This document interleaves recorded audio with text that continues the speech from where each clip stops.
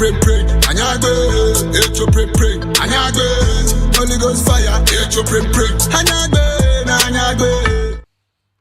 Yo, ni men na men na men so la bla dia bi feni kami ya be ya ma shi TV no lele ngena shi me ngena shi jufo ni ma jufo na ma jufo kenklen wo ba ngo shida wo kon feche ma wo mbalo ka shpombo la de bo anuncho moni bo de saka samanta ka me jala ke lele fe o dromu ne ke mene ki pakpa gbi ne ke wo ko je me fe me ji me ni me ne fe me ni he na le ne ke me pi ke baba oji men wo ke je shi pi ke baba oji men ke dia chia meta amebe o ti amne ameye kwa me ye wo kweku se be kuku mi o ba to ame wo so le mu ke fight pa pe dia ke o feche ma we an wo na bia fe mi ni afi na gbe pakpa shiko me ko bodi encho ona le ni o sun lo o enyelo o de bi ni ama o wan rasta to gbo ni shake klagbe yi bo le bonu wo fi ole yo machine no ngule twa e she mo di pa wo egbe ye du fo no sando na ke esani me ni yo ameshan wan de shan me gidi na fe le klakla na je ni na menyeka chi anye kranke ba ke Great Aim Academy passion and excellence o to school no go bi le ba ni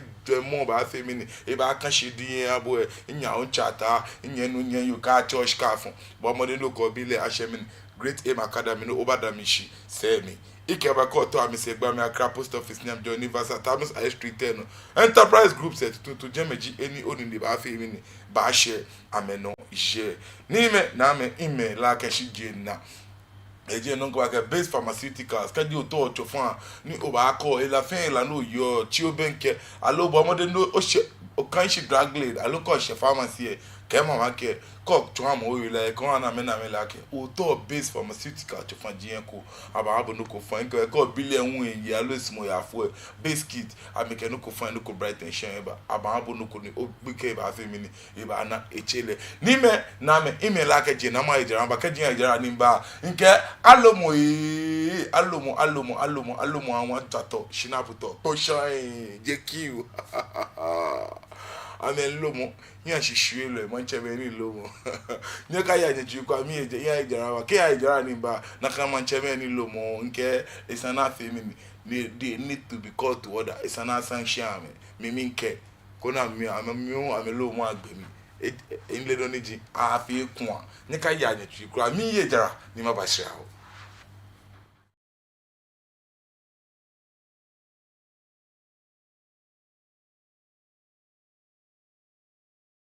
Children have a very high nutritional demand in relation to their size, and vitamins play an important role in maintaining healthy growth. That is why we at Base Pharmacy Company Limited have introduced Base Vite Kid Drops, a multivitamin drop with 7 essential vitamins including vitamin A, D, B1, B2, B6, and vitamin C to aid your child's healthy growth. Base Vite Kid multivitamin drops have been specially formulated to help meet your child's nutritional requirements, helping them to get back to playtime faster. With Base Vite Kid drops from Base Pharmacy Company Limited. For further inquiries of bulk purchase, call Base Pharmacy Company Limited on 0302 672 317 or 0247 287 853. This advert is FDA approved.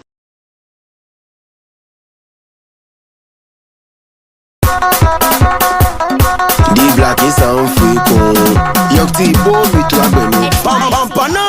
They say the time is here again. Cartel Foundation and Cartel Events and Rentals present the Charity Health Walk 2025. One by Theme for the walk: community healthcare and responsibility for all stakeholders. Friday, 5th December, 5 a.m. sharp. The walk starts. Starting point: Wajenshia Mamprobi Post Office, and ending point: Mamprobi Girls School Park. Yeah, Jeno Afielo Aerobics. Ekekagbena no go fruits, no go bright and shine. Boboli. It's the Charity Health Walk 2025. Media partners: Times, Daily Graphic, UTV, Net2, Choco TV, Omashi TV, GTV, Joy Prime, Home Base, GH1, Assassin Radio 99.5, Angel TV, Movement TV, Jamestown TV, and Amania FM. One by Nakatake, Kobana, Sigi feel, Eba. Asa chomo me benoju na kan lexa bene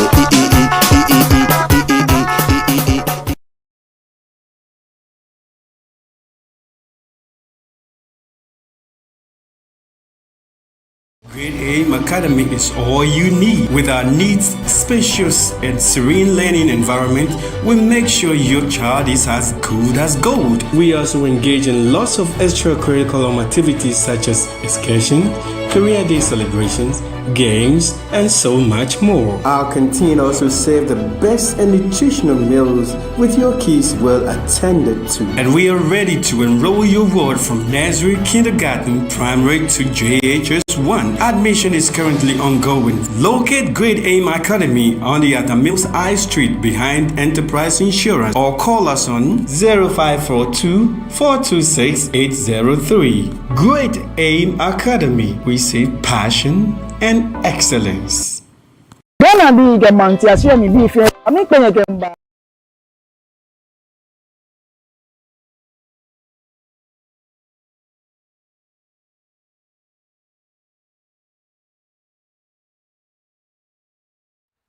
Yo ni me na me son la blade abi ni kami yo be o machi TV no mi danye shaka nyena nye wachinye me mite ya fe mi ni ya jara mba hwehwehwe ko monye keshade papa mi anye fe nke mi ni nya ba ken ni me na de be son lo ablade abi nke efe kpololo de fe chaka ni fe manya a hwehwe nya shida na agbogbo yi no na sani wo mambi wo fe ko na kweli wo no na sani wo mambi ye kuan na sani mambi ye wo bon wo bo onai wo mambi ye wo meni me bo de sani wo bo na kan kuan ko ni cheme ajaje wo cheme bo mfe kuan ta flache cheme bo mfe kuan ma ba yu na kan agbogbo se ma nche ni je ni amo pa ewo yibiko epe me no kra Wache jibi ne wue adie for fen for me. Jibi na mo pa wu le adie for fen for me. Agbogbo shikolo ko manche ni amo pa. No fe le keche me nya achabu. Keche me nya acha itsanere na kwa sani e choke nande. Na kwa mi odogba. Kwa be gbese ma yu maka ke gbese no ko je shishin. Be gbese traditional councilor onupa dun loko kra be mi keja anya ati amopa keja anya ati ni amopa na kala yu be gbese traditional councilor lo gbese chemeni yo je be maka akashi ta flat chemen foji onupa foji yo je me ni ama yu na kan mi la kekeji ayemo fon fe fon de ko le jarahe Imlake lomo sanjinke nibi keba akwelo meni femini meni lomo na washing eje shiwo ake moko aka lomo ye jara mi shikumo ka wo ngak awo mla aka ka lomo ka manche aka moko na sanalo manche ka manye cheme ichi ai loye ma ebulo e choku na ata alo e ka me son amete nsanie anya akwa na yueke na abu shibenike mambia ka me fe na men lomu na cha me na ba ka fine na me nye maji acha me ne netalashi akwa ka mo ko lomu aka ba fe abadan ne ka ba fe bu amu pa ne no oto olomu ne bu iyo ake lomu sanjin several times e babo yin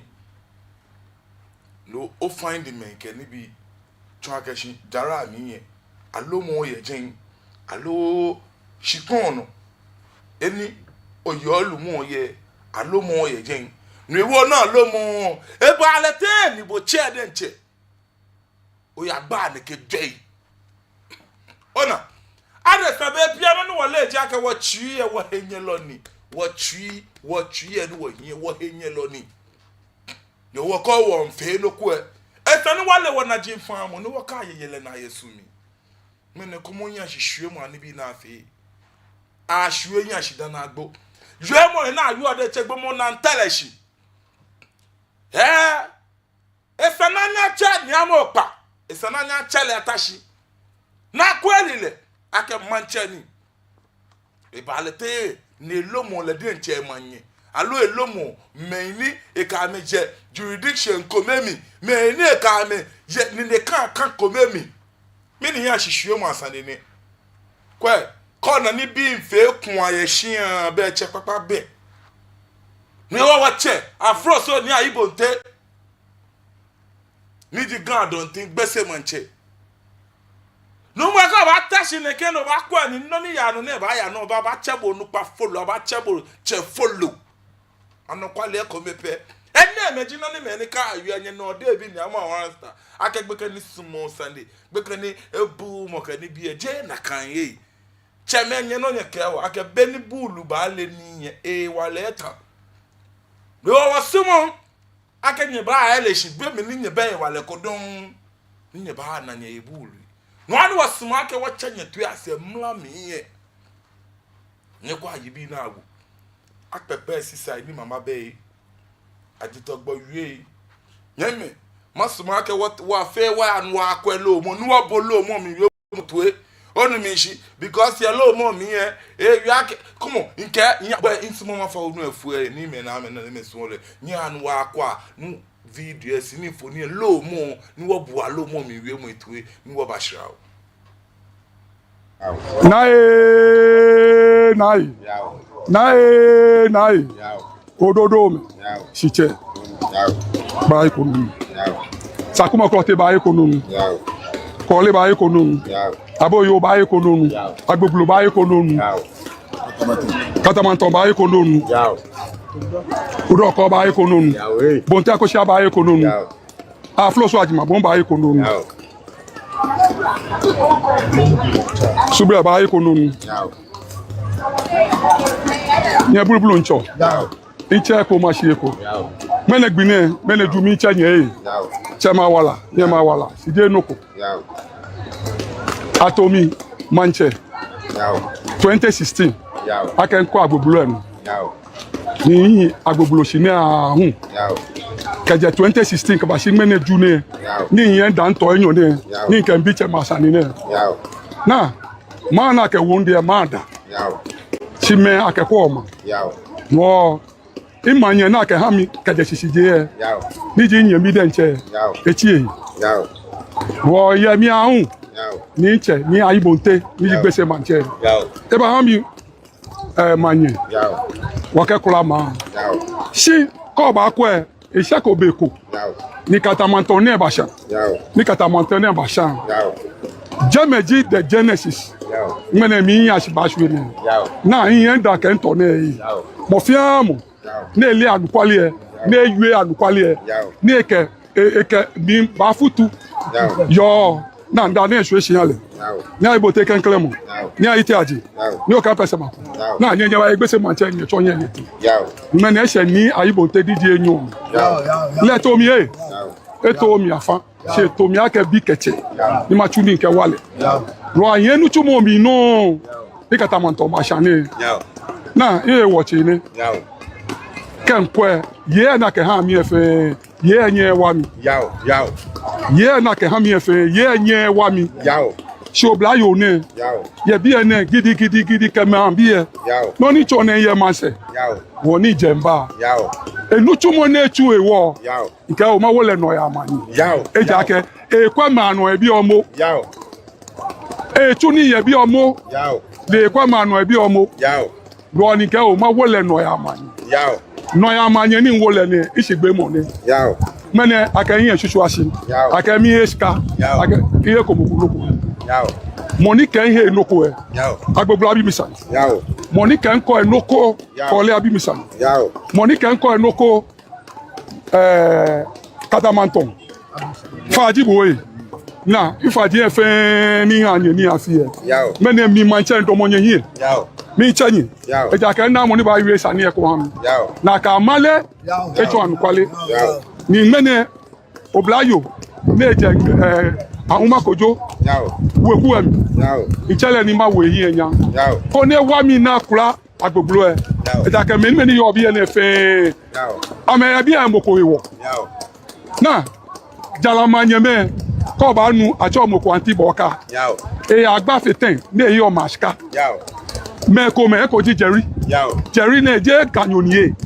Sha igbenyoni. Eye agba, eye omaska. Je me pi e bi ani le am. Si je no ya manye ni wu e. Le ba atwa moju. Na pa fite mi ngbe. Lo yen da e. Che me ka nyeme ni me ka na me nye ba ye ko nye no. Si kole agbogbo aboyo kantamanton odoko bonti akosia na nye jije ma wodi ni ha nye ni akesaneshi ndomo nye yin na kanya ha na nukwale ajipo le ka fi se na nye ni emi ni mo fi amo ni hose le ta fi tengbe le na ka gulu je ekela ya ni nyumo ne ekela ya ejake no na ma kon papa no sale mi e ko mo kono nye chame de chedene chedeli nje unyele no mo fi amo ni hose ne ke ba fi temi na e ko ji social media o blanu ko yeje e ka isana pa mi iya eska ni katamanton chane o le man chane apa le gbogbo mo ni bo ko aka pa mi ne o ko ba ye abofu manche si o sisi mori fanteme nye ba do mo gbese me no ka pa mi na ka no ji adu ablefo na acho le domi manche domi manche acho le si le sesi group bi ka mori bi na ba do mo gbese mene bo yin sisi na ka no ji ni na manti ne cho ya gbogbo si mani lehun mene eka ake boko efi afili aji afili ala afili lu chuma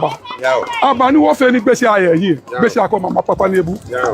mene ni chobo ne me ni chuo ni ye bi na fe free ameka shika ya abesian si wo won tuni iche 2 million ba tuni agbese si mene manti ye eka me ake mi ahe tikiti ya bi e ko da se le un ba da na eska esano ko da se aba ko da se ba benafi ba se alo beni nyodi pa ba se esani je ma wodi ni chenye fe mi anye ni kaji nton ye he ko enya amalia ye ka mi afia to kaji na kan le manti ye na edomu na efiti o mi ye de chenye bi alesani ka wo kunyo ko nu he e kunyo achele ne bi lo ba si mi no ni afi o ma yin ase ko ba su yin ase ko ba na no ni ana rodina metawo na iche me ka enyeme na inda to enyo na yi bonti akosia agbogbo kole aboyo kantamanton odokoko na no manche yu na yi nye boti am e ka checho ni ana nkwale ajeku ni je koji fe ana ke na isani eno ne to no manya blawo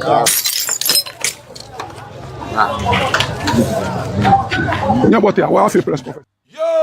chame nyame ngonya mi ngon chame to fan amopa ni amopa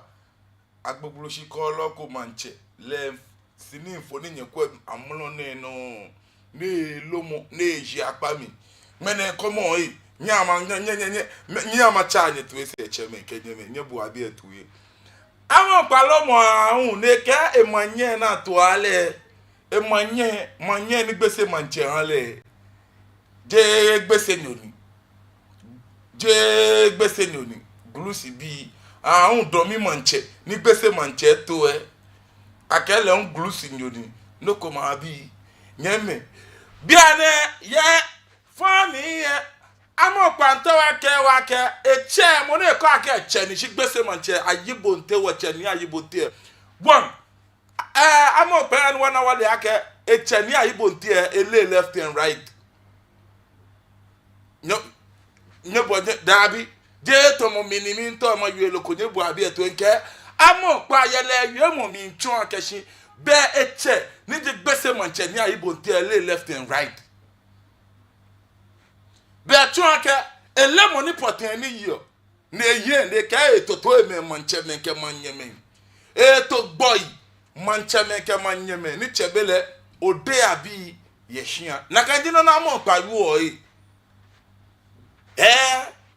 ejake mana amo pa be cho eni manye na to ale je ke eni manche ko ni ji ni adouble fo domi manche le hu eni eje ke se shike ni bi cho akeshi gbese manche ni ji wo che ni ayibo ntie ni eto mi be lenche ele man bi ni ele me ni poten de to toto eme keke toto eme keke ni mi to amabiake amokpa be mi na to manyene abu e ko be ni nyenje ka nyenje manche ye ne ke kolo ko sha toto nyene ni gbese to nyene nya na anu ni ahun be mi ni atomanyene abu e ni jo kan cho so yo ni meno kele na be ni ile ona no ni ka venye fe oyan hihwe mu ani bi ye gamashi ona no ene me waka fe ka nyi ni bi komi ya no nya chegbe gan adanwe be nye me danwe bi ye amete shiba me so awo nya because me sure ni yan hicho eja ka bo amo po je no yo de manyene la ka na de hie be na to le yo kele nkopu na lo ni eni ka ni bi kemba ni ndo ko ya no yo mo na fe ni bi ya ni bi ami abo na ka no ya manyene ni no e wo no ba no lomo ni kaka ojo no ko ye jeme amopa lomo ka fi ni kwa mi odogba de ni lomo a e cheme kenyeme nyeka afi akwakwante ani bi nyeka afi atafla che odonpo ani bi ikome ni nyeka lo amatan ke ba shu ogbo wo se ko bi yi no nyeka ato amatan ni nyeka nyeka atete amatan ni bi nyeka wa shu a wo se ko yi no bi ikome ona nyeka ba gba wona eja ka no yo je na mo pa ka bote mi awon lomo ne ka po ne ba ku etwa we ja ke jala ni oye mi ni dan onu mi shi na ka no gbese ma cha we ye mi ni dan onyo ka mi aka gbogboro shika railways ni agbogbo shi railways amo pa onyo ka mi aka shika ko eja ko je ke ba ko de dan no onyo ka mi aka ono ya amanye e ha ko bo 1 cedi dan ayafi etu elo ni bi ke baba yi na to ni bi ye gagba jiamli ona ato ni bi ye polu jiamli na ka ye sa kemba ona ka ise ni peji na etehie na ne me son la blade abi ni kemi yo bi o ma shi tv no nye bi ani patasi ni mfoni ni ji last week mami no ni no ya manye ne a press conference ke videos ji ne leun e ke femini e ke ba manjano ne cho shikaji ne fite iyo pake ni kayo ne cho over 500 million ne ke yo mo fite na ke yo mo ya gbogblo shi so le over 200 million leun ne cho ake se mini eke ba pale sere ke no yo mo no mi bi nye bi alake kumo nye awo bu akonta ai ne ke 500 million ke 200 million ne cho ake 700 million ni ji be 70,000 Ghana cedis oru mishi 70,000 Ghana cedis ne ke fite ne fin mi to mo bisande aso eko jekomi eya ko amo pakuto kumi alo ede lo aso eko jekomi eya ko wache ni ayibonte ni di gbese manche de lo because ona ne kegbe me na fe bo amo pa keje shika na eko to de bo titi o pesi sadi mama behi eja ke shika jin ke ni bi ke jano ni bi na ke ba je taflache no ya manye pene ke ba chimu ye sho ake atun jara ye jara mi ni bo fi abo ni jidipo di enche o fe manche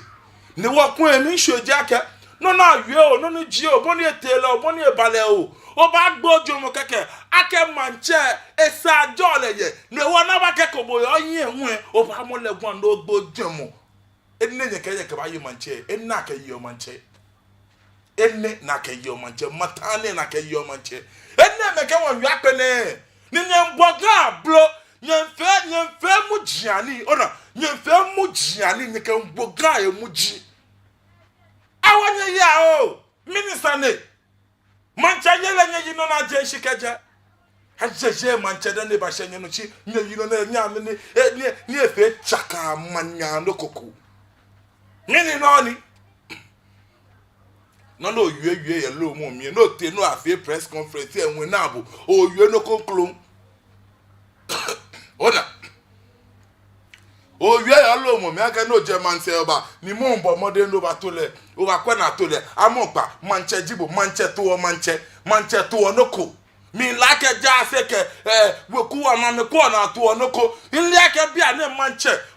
me ne ba da ne kenye to moko ara to manche e komete ba to asafa te me to mo 5,000 me homo no ni ene wonya ni lumo yele fe chaka manya ka te yo ni pene nyenye kwa kolo ko me nyenye se ame unka aju ebe ni ka me ame gili bulu ne dugbe na ka ma ka nyenye laje onupa ni nyenye ame se onupa ifoji na me nwonye kondun shiko ka me ba be pene awanye ya o nyenta onye shwe nyenye ashida ne gbogbo bo manche mwando bo olomo publicly me na ka many you must say they are incompetent like you onumishi many you must say me na ka amede check kwe jomo jojo because I mean expect ka esana me wo bonga alo ame ke ba ka ni o fine ano tua bashi ni won pabo fa ano tua bashi o fine ne afia no tua te bo fia mo ni egba po de che aba peke ni wo ano tua bashi shikuma onupa ifoji ama me nyese ka me shinoji ka me shisheji onupa ifoji ama me nyese ame ba domo mi edine jinu na ke kra gan edine jinu na ke kra gan awanye ya o mini no ni katembe maja cheme be nye da ne ke wo ba am jamo ne ke so nye ba hwe wo nye ashi ne ke so ni ke wo te ma mi ye aja wona nwo wona kanini atwotwe wo se ne ke so mini no ni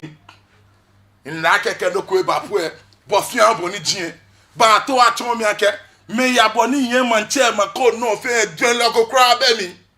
mi bi sande dwen loko kra be me ya bo ni dumoshi na fe ato ake ni ake chinse etamo na no ka ni jin fe mi na yo ena me fe ni ya no ba ja no ba na ba yo ni ba sa wo che ni ayibo te gbese man che e ba se ejaga cheme na yuomo akeke to ya yema na ma akejo enu ncho nyeme insumake wo ba ale pi mi insumake wa bo press conference mi yuomo fio dani ma fio mi ni magbele phone line se nke ka ya hia ni be imba alo gidi fe mi ni ba acho na akwo mi ajoy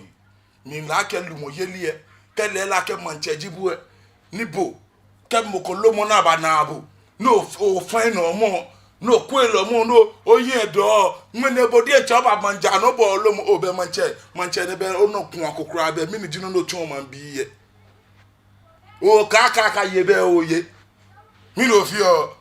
mi ni ya shishiyo mo ne nyeme nya wa bu a press conference e wiemo to nke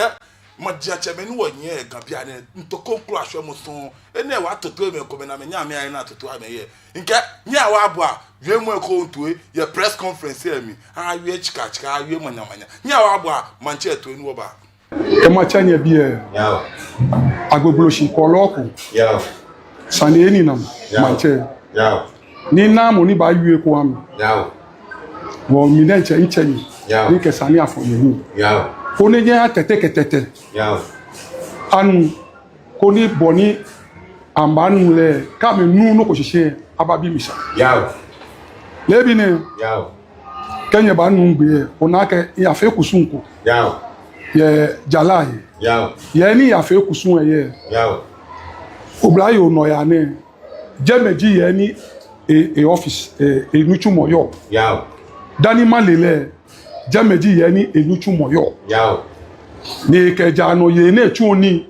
be abo si mi nlele oto yawo si ni katamanton ba shan yawo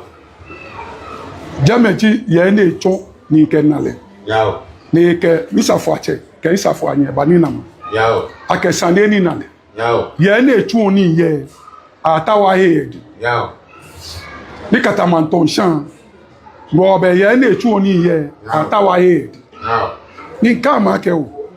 mi no mi mafangbe yawo no be asafo anye ke asafo ache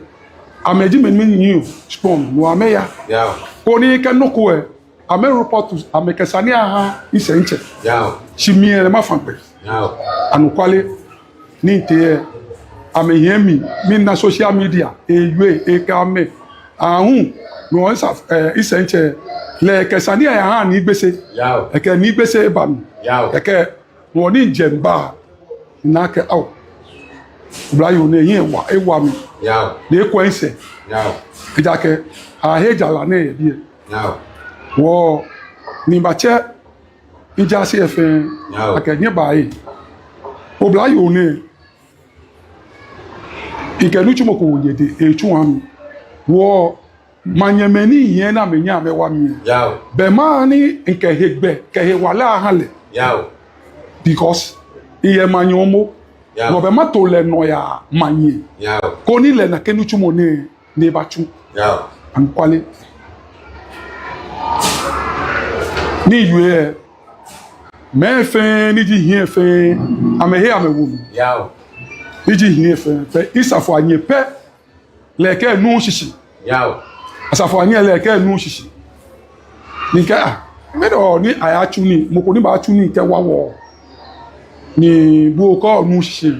ni fe ni majority carries the vote ni ke wo ke laba ó ní eba wawo Yaw. wo wo che pele no wo jeme no ni hani ayabo papa amaniye Yaw. kele fe kete Yeah. ake no ni water wo fi ni papa ngono ni hewu Yaw. itake mi bomo ko mi ya bi mi mbabie ta de trouble wo papa ngono ni hewu Yaw. ni papa cho wo no ne sa ni wo fi lele ni mo do mo na wo fi Yaw. na wo no ya manye Yaw. je manye wo yi wo no ya manye Yaw. ko ne wa mi ni nke kura ma Yaw. eja ke je gbese ni Yaw. ni be asafo ache ke no ya ke oblayin amanche ji no ma wo ye he wale na Yaw. se ba to gbomo ne andukwale ni to le no bola ni yo agbogbo si ne e alo bola ne lo mo po NDC bi ka me pele Yaw. asuman safo ayen ne ho Yaw. be sani echichi je ke ko me yaji ya ban na aba Yaw. ya ban na aba wo be NDC bi ni yo bi e Yaw. alo ni e ni ko aya he ejala ye de omo aya he ejala ye de ni e ba no ba ameni ka na akufo adoke e be NDC government e ba power na ka ba he de no ni no ya manye ba wo be eje he ko ka ba ho umbrella ko shishi Yaw. wo be sana fite egbe na su eyin asi wo be NDC bi ni yo bi e ke imanye ke ewu ni ji domi manche Yaw. ameloni ne fin wo gbi ni abashala wo gbese e iye gbese Yaw. ni NDC yun ni yo agbogbosi ne baje Yaw. le mi ojo pa ka oni o bomoden wa si sande ko ni ta won ke bo aywe ni ka o sani eno wa aywe mo ncha mi e die Yaw. ni ele ni ko eni mo ba e baba is ka ye ndi Yaw. no onje gben ke la ke ncha mi e je si eju e ke ate meeting ye no ya manye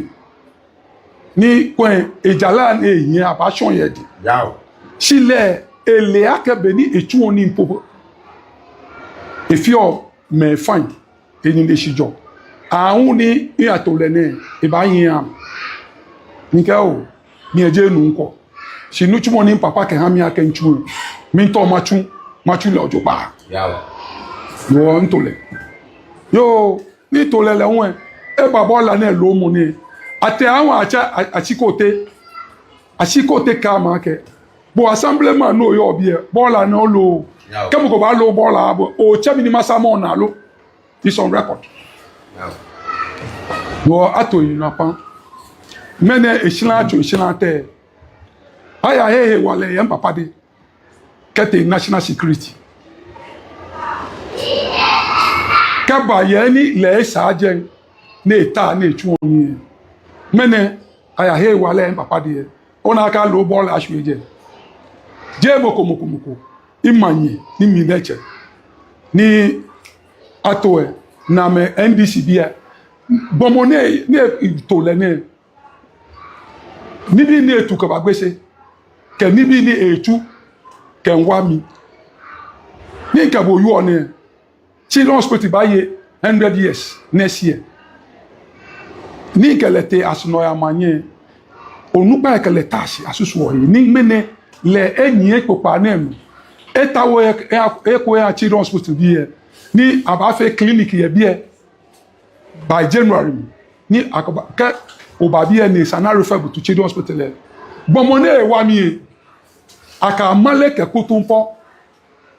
fite egbe Yaw. aka fi afili mene mi ke tete fo yake manti je gbese nyojile Yaw. manti je gbese nyojile Yaw. ko ba ko social media oblanu kwa chole Sami Holy Ghost e bisandeko e ke bo manti o manye no yo o ke shikaya he alo agbo ononi benomie e afe enoko Yaw. je no se o ba na ke nyu money e do monyu mo no ne inye monitor she mi amo pansa le wa ke e wa le ba ha moko e ke ha moko ni ba shu eyin ase se nke ha mo ni mini ba wa gbese ke ga mo fe mene odo bo manti ne ko wu domi manche ablefo ke station ni egbele e yen shu emi yin ase bo domi manche o ma mi eglushi ni I say with authority Yaw. o papa eje mini lina lankama bi eni session mori bi jini sigme na acha ko gba acha bo ahun nu na acha obo yo ni ayibonte the first ni ji inni ni kanswa le fe tacho le ten o ba nu gbe ne mensangini ni ayibonte le hani mensangini ejebori wola cheni ni ayibonte fe la to fu cheke han gbese sigmene na me gbese e awobo ahun nunu manche ye domi bo ba je boliche nepo awa senke komanti bo denche bo ni abawo bo denche na aka awo bo manye denche omo gbemi no yin Yaw. si no me fe je esani Yaw. eja ke won ba ni gbese ayin Yaw. si ye ni sani eyo ke sani eya sani ma fan gbe am Yaw. ni ma fa obla yo e Yaw. e koko mokonoko yi si echu eni omo Yaw. ya gbogbo sine Yaw. ni melele Yaw. ake big mama Yaw. melele le echu eni Yaw. melele ni ebo e modern Yaw. si manti ke eni na ewu ayenenu tawa meshu eyin asi Yaw. da me gonle Yaw. won le twa ni idomone ke pan ni Yaw. mi pa àwọn makojo bi fe fa yi Yaw. we ku me fe ni US Yaw. je ni fa yan bi le yi Yaw. je ni yue ko han Yaw. si ga fo mo bi e ke ko yo twa danu yo Yaw. manche ji ni Yaw. esa ni ma yue nu ko keke Yaw. si ye ni bi ya ile nye papa ni social media Yaw. boko ewu afili no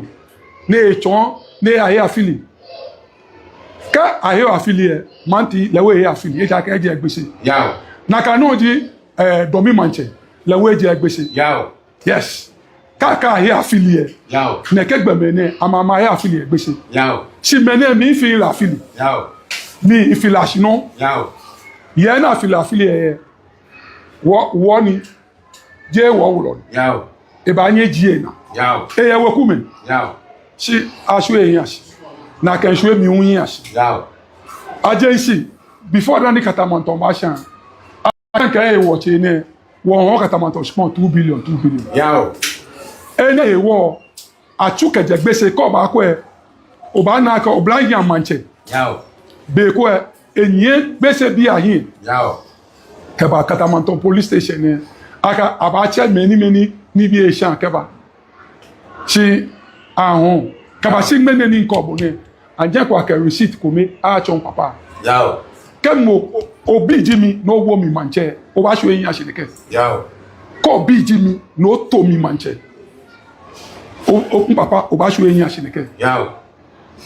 e se heko sanima gbenda Yaw. e se heko sanima yui ona amo nupa na cho mi ni Ayibonte the first ebi kromo leji ni amo fa wo papa ni tadie ni di ni Ayibonte the second ne ami amo pa the second sisa na mabla mi ke iyaju gbese ni papa tase no mi aju papa e bayi ke kon papa ni e bayi se papa tase papa enmegbe obisi blusi sensi bi amenso yin asi papa enmegbe ni mo fe amo yue me ni wotara si na fe papa ni gbese ese o tun bi ni si no ne afi o fe ni wo papa ni wo fe ake wo yue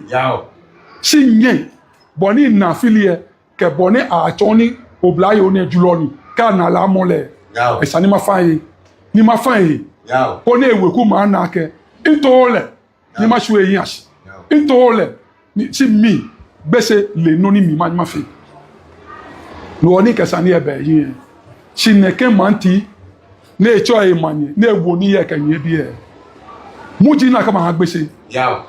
no ka mo ko ye ne yo afilie manti ka mo ko ye ne yo afilie domi ablefo mi acho mi okanja Ayibonte ichi acho le ni okan Ayibonte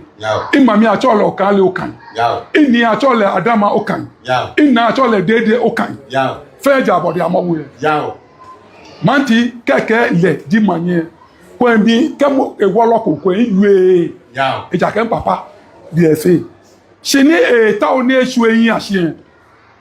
le sani no ni anukole e kan nke moje ni tete keteta na oblayo ni àwọn ma kojo we ni mi teje amekele egbe si abana ba tu gbese nu tumu singmene aka eska mene komo no na tu yejeme ni wote ejeme nye sha ake chonje koji pa ofa ake mo ko nu tumu ye bo manti ko wudomi nye ba nyi ne kesa ni nese eri ne ahunu nye ba nyi ne ba sue mo yin asi na lo ball aka sue ejeme kemi manche ito no ya manye neba wa mi aye mi ne ka yue papa nye yue ko am papa enye yue ko am no mi na che ma fan no ni je na agbe no imbi ye je ma woji enu kenklen iye kole iye aboyo iye katamanton iye odokoko ke agbogbo neke jema waji enu mo ni ke isian jema won ni Ayibonte ke ye sanie ike isama sanie ham bo ti akosia da fi mi ham ni wo no ni manti ke wudo mi fi o mene mi ke ni tete ni ensubo nkan ba yu shimi shelale ni akela ake ikesani hanje ma woji kaji sani na meke shi obla yue anukwale ni le shade kete kenwe ngba eyi ni no skaje nakani asa meseshi ko ni anukwale ajiku ni tete fana ken papa nye yue ko hamie le mi ije ma woji efe kesani ha chop no manya fe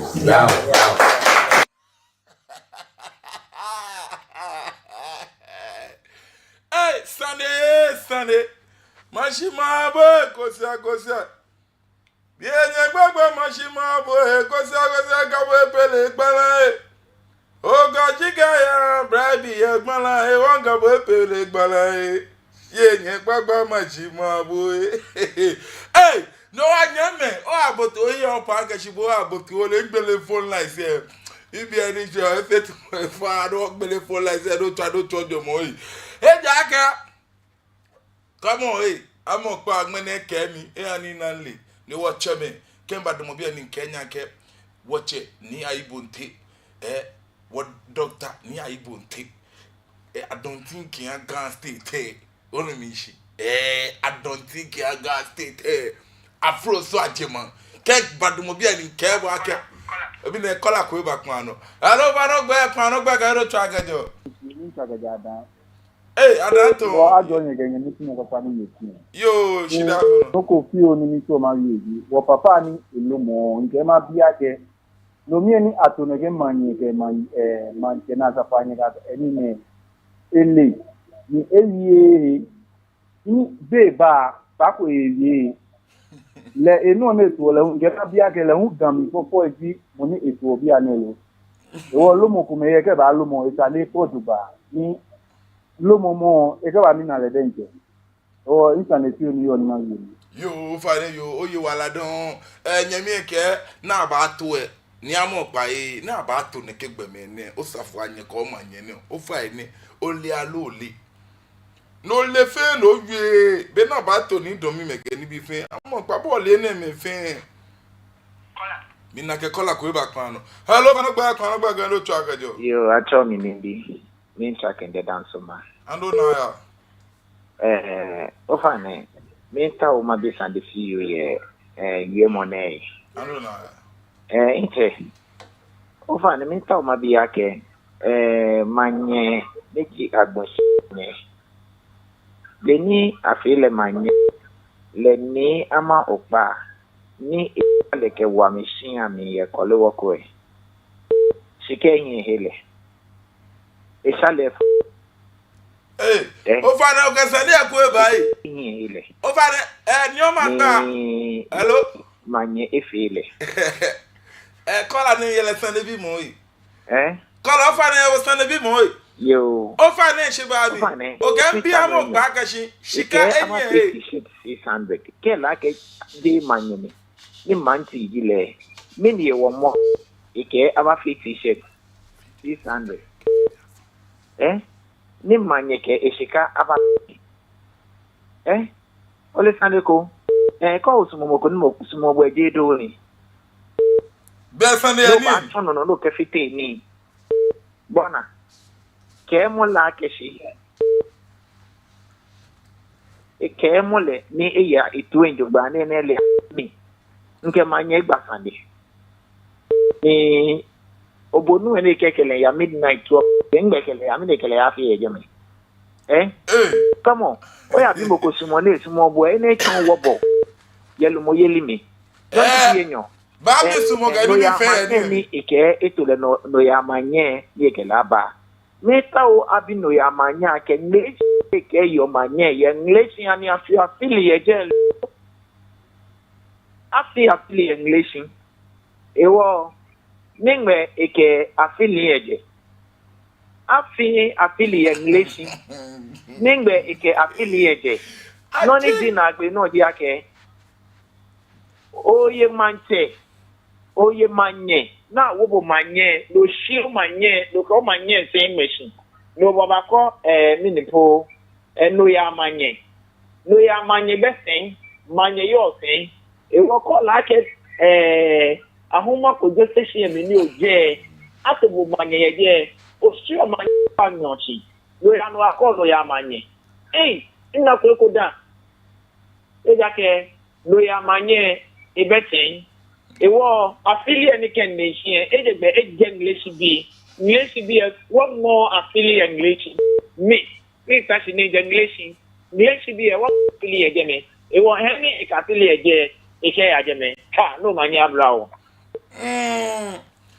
Ajame sane eje wo je English bi hu ka wo bi no ya manye akeshi ale no keji le hu eke to na to le amo pa ke ashino na ewu le she wo la fili ni lele wonye ni di big mama ekele ye English manye English ahuma kojo ni wa afili e na ewu e afili English wo afili eje ni wo ni gbe potendi ni ka afili eje e ka afili eje English alo ka afili eje gbese imi na ke kola ku eba kan hello fano gbe ke no track ejo ya bo so kan o Fernando na ya ngba padon we track and ya bo so kan abubo manye o fa le yen se ba mi no ni ya no e gan o Fernando na no ni ya no abo so kan ke no ni ya no e gan ka gbogbo sika ni bi se e awo wonye Ano mina ko wanye boy. Wanye ko se no abo amadampo. Abo no response ka. Sino ni yo mi di kamo manya aka.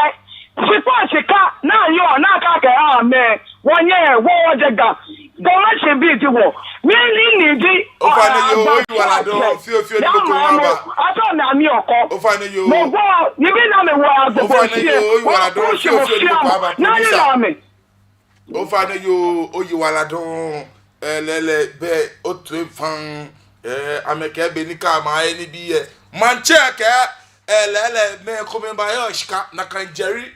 meke ni bi amba yo shika Jerry elewe ke pension ku we an le pof atoni ke je gbese pension ku we ni di na kan Jerry lewe e shika amo pa gbeno ke je gandoni chineke gbe me ne fe je ke manche jibo me ni no fe mi na ke kola ko Ato mi ni ape. O fa na no na nche ni ape. Hello? Mi na ke nyemi. Hello fa no e kan no ni ape ando na ya. Mi na ke nyemi e pan H0274324331. Nke wachi amo pa na elo mo. No ya manche na ka awu mi bia ke no ya manche awu le chulo. Agbene nwe manye na ka manti ni di agbogboshi manye na ka atole mi bia ke wanye nu bi mo ko mi mo bi aga na atole na eshamu mi ke ni bi ke kusun gbeje no to aga ni manche abogba akoye no ko ye o fa ni aso ye no ko ye mi lo keji abato manye na anoko ye mi no ye no ko ye mi captain si report ka o he no ka wo ko to ku mi no ngono na to mo manye alo mo manye na to o yero ko ya mi e bo pesisa ni mama be yi mi na ke kola ko ba kan lo fa no gbe ke lo twa kejo Mi twa ke na bo so kan no odumo mi no ando na mi bi ni ano awo no ni ya ano kwale boy me o boy me ma wa jo bo to se pa o no na mama e bo na se no ti awo mi bi ni ano da awo wonye producer wonye CR fa no ko je fio wa pa bo fa no mo se awo ma e fa yo nye ka yo chi to gbonyo ni se kakla gbeye indomomi aga dangbe ke kan te lo pele bi le do gbele le kolebu mi wo mi indomomi to mo budan proto egbe plug nke amopa mi ba je no sani yin bo bi mo no ona kenklen ke meni fato he ona meni yin se po na ke bote no alomo na ka gbe me fe dia incompetent am fa mejo mo ejo mi na ke kola ko ba kan no hello fa no gba kan no gba kan lo tu akejo o fa ni acho mi ja floating mi twa ye choko anami agigbe adide wo man ya bi akela man bi ye manche present e fi mi e ka ke si glucose bi je wo ni wo je mo mi ta o mene bi ane no wo eje ko ne ba lo wo man ya bi e fe ne ko asigbese waya mori mi na ke nyenu bi na ke bo na gba ji mori e na ke nye je ona o fa ne yo fio ni mo ko aba ne ke waya mori o fa ne yo o yi wala don fio ni mo ko aba kewo o fa ne shiba mi fio ni mo ko aba be pi nye kan de gba nye na gama sate ke ebale lumo ye ni ko bo lumo ye la ton bo se egbe jemendo na eni komo nke ke gadan we form bi jibo ke gando jibo no to le ogboku ojogba no to le no je kwe cosmo ya ko ayi lumo ya pele to mo ona to mo manche gbe na assemblyman gbe na MP gbe na ona ya pele ona gbe na ko yi jemendo ba le no je abacho bo buzu nyojibo mi ne kola ko ba kan na lo fa no gba kan no gba ka do twa kejo hello do fa gba kan no gba ka do twa kejo mi na ka je mi pa eche 0274324331 0274324331 nke ahwe yin ashi dana agbo nyeme anokwale ene kan nya ni wo ke fun ashi ma ba ni lomo alomo ejalami alomo yejarami kelele ni nakampo ni nokwe ba cheme kenyeme nye chokuna atalo ne san ne kwa boni ba fe nye nto nye chwa ka be gbese e nye ta alo gbese traditional council nye yo jolo ko beje onupa e beje ni le lo e beje na me ba che shakwa na te to the extent that ke alomo na ajue keke mi na ke kola e ba pano alo fa rogba pano gbe ke do chwa ke mi cha ke je ko le go na chwa ke adige o fa na no na ya o fa me wo me yo wo chi to ye mokola ake wo me yo ayu ake wo fi o wo chi won to ye mokola ninye mancha me un ka be se no le no solo one na mayor se no como to ne solo one rasta ke la ayu ake wo o fa ni yo ke la ayu ake wo one na meba tente me feba se no como to le solo kula o so fayo one na ma so yu ake wo o so fayo o fa ni yo o wala do producer o fa ni yo o wala do nkele ba ayu anyi shi na agbaji nyama jiache me de cha me nkomo ameyi onu mi nshi ame ka ame lomo ame ye janu no ni lomo bede ba ba le na kan wajin ba fe shu ake e ba ni me yo le won disturbing esun jake lumo yeli to kuna ta lo ni esan na me kwanye no ni nyeka fe kun ame bo ame fe kun onu mi nshi no ni mi wi aka shi nyeme me ni tala se fe ba yue na ba yue a na ba ke lele gbese bo nu pa kokura beje me no wa twa ka shi be wa cha ibo tie e manche de yo mi ni di manche de yo shishi inse mba chenye ni binya ke no lumo yele no mo kra ji mo ni to e ja ka mo fi mo ni ba te shin ke e to amo pa ga le to ne ana to na to ba to sun elaro ye mo mi wu to me ko me ni gbese manche ni to ame ni bi ade gbese manche lenche ana na la ka le to mi manche ni ji wache ni adu blefu mwena ka mo ne to bunzu nyoni mori nyoni no wo ni gbese o na gadan be fo mo bi o na me ye gbese ma fo mo bi po no ya bo ka ni bi mwena me na ko ise o te o wele mori bi manji a cheme a hwe ya shida na agbo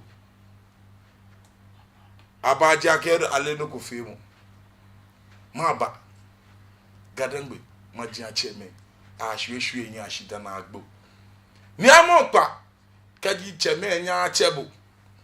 na akweli buwe ni bone kanshi aka foshi yoyin belele onupa kokra abegbese don onupa kokra abegbese bembe ile moni kebule banya ale egbese kaji anya akweli bu onu mi nshi kaji anya akweli bu ebe mbebule ko ni kama amoko egbese don ejake kwe no fi ante gba fe musun ani ke matan ani boye me ni me na me lomo no ya domo na no afan na me ke ni bi den abadan ke ni bi ye